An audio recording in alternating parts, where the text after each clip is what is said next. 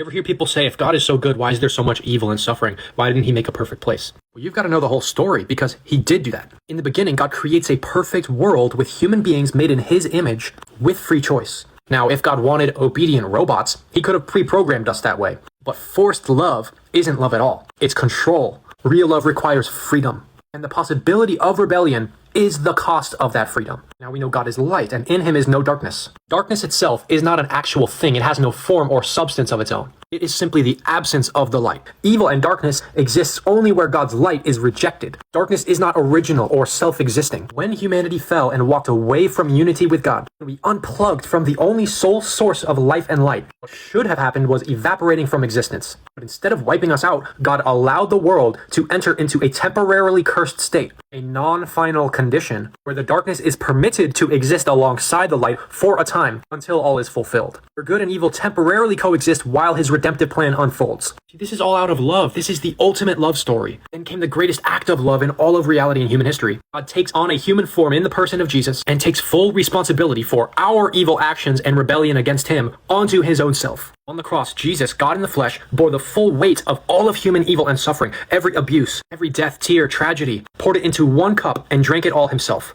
People ask, why doesn't God just erase all evil right now? Because if he did, all of us would go with it. Every one of us has contributed to evil. If God destroyed humanity for sin, he'd be just but not merciful. If he ignored our sin, he'd be merciful but neglecting justice, and thus compromising his perfect character. God is just, he must uphold justice. That's the great dilemma for a God who loves his creation who has done evil. So he did both. Justice was satisfied and mercy displayed when he took the punishment on himself. The innocent one stood guilty so that we who are guilty can stand innocent. Can you believe that? Because we didn't ask to be born into a sin-cursed world, guess what? He made eternal life the free gift of God. He purchased it himself with his own blood and freely gives it to all those who plead guilty and rely on that. If God were evil, why would God step into our suffering? And worse, he takes our guilt onto himself so that we can receive his righteousness and be justified in him. You're looking for love when it's right there. Who else has done this for you?